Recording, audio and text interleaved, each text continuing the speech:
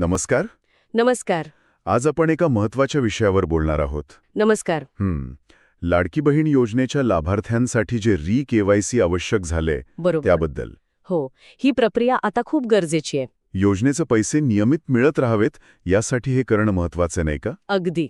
आपल्याकडे याची सविस्तर माहिती आहे, तर चला एकदम सोप्या भाषेत समजून घेऊया की हे कसं करायचं. हो, नक्कीच. जेणेकरून योजनेचा लाभ घेणाऱ्या आपल्या भगिनींना कोणताही अडथळा नाही यायला पाहिजे. बरोबर. शासनाचा पण उद्देश तोच आहे की लाभ थेट आणि वेळेवर मिळावा. हो ना? तर मग पहिला प्रश्न, हे री-केवायसी नक्की कशासाठी करायचं आहे? काय गरज आहे याची? म्हणजे असं आहे की योजनेचे पैसे नियमितपणे लाभार्थी भगिनींच्या खात्यात जमा व्हावेत ना. हो. त्यात कोणतीही तांत्रिक अडचण येऊ नये म्हणून सरकारने ही माहिती म्हणजे डिटेल्स अपडेट करायला सांगितले आहेत. एक प्रकारे पडताळणी आहे. अच्छा, म्हणजे सगळं व्यवस्थित चालू राहावं यासाठीची ही प्रक्रिया आहे. अगदी. आणि त्यासाठी काही गोष्टी म्हणजे कागदपत्र म्हणा, ती जवळ तयार ठेवावी लागतील. काय काय लागेल नक्की? सगळ्यात महत्वाचं म्हणजे लाभार्थी भगिनीचा आधार कार्ड. ठीक आहे, आधार कार्ड.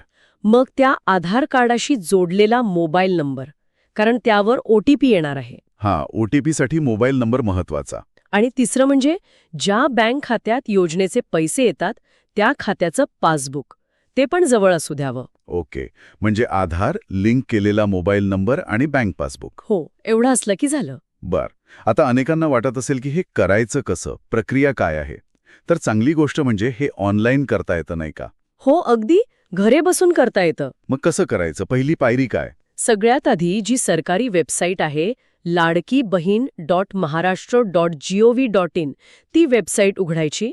ladkibahhin.maharashtra.gov.in ही मोबाईलवर पण उघडेल ना? हो, मोबाईलवर किंवा कॉम्प्युटरवर कशावरही उघडेल. बरं, वेबसाईट उघडली, मग पुढे? तिथे समोरच ई-केवायसी किंवा तसाच काहीतरी शब्द असलेला एक ऑप्शन दिसेल. ई-केवायसी, ठीक आहे. त्यावर क्लिक करायचं. ओके, क्लिक केलं. मग तिथे तुमचा म्हणजे लाभार्थीचा 12 अंकी आधार नंबर टाकायला जागा असेल. आधार नंबर टाकायचा? हो, तो बरोबर टाकायचा. मग व्हेरीफाय किंवा पुढे जा असं काहीतरी बटन असेल ते दाबायचं. आणि मग तो OTP येतो? बरोबर. आधारशी जो मोबाईल नंबर लिंक आहे त्यावर एक मेसेज येईल.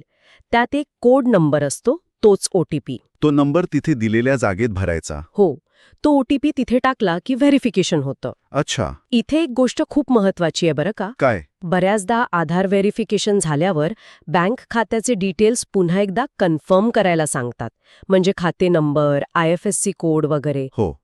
तर ती माहिती अगदी काळजीपूर्वक बघून भरायची, कारण एक जरी अंक चुकला ना की पैसे दुसऱ्याच खात्यात जायचे किंवा अडकून पडायचे. डिटेल्स पण कन्फर्म केले.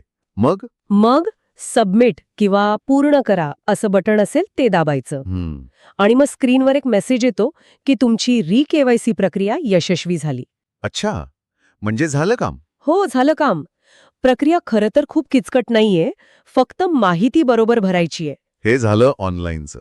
पण आता समजा कोणाला इंटरनेट वापरता येत नसेल किंवा मोबाईल नसेल तर? हो, हा पण प्रश्न आहेच. पण त्याची पण सोय केली आहे शासनाने. काय सोय आहे? ज्या भगिनींना ऑनलाईन जमत नाहीये त्या आपल्या जवळचं जे आपले सरकार सेवा केंद्र असतं ना. हो, CSC सेंटर ज्याला म्हणतात. बरोबर. त्या CSC सेंटरमध्ये किंवा आपले सरकार सेवा केंद्रात जायचं. अच्छा. तिथले जे कर्मचारी असतात ते यामध्ये सगळी मदत करतात, म्हणजे फॉर्म भरणं, व्हेरिफिकेशन करणं सगळं करून देतात ते. अरे वा, म्हणजे तंत्रज्ञान येत नसलं तरी काळजीचं कारण नाही, तिथे जाऊन मदत घेता येते. हो, त्यामुळे कोणीही लाभापासून वंचित राहणार नाही याची काळजी घेतली आहे. हे चांगलंय, म्हणजे सगळ्यांसाठी पर्याय उपलब्ध आहे. निश्चितच.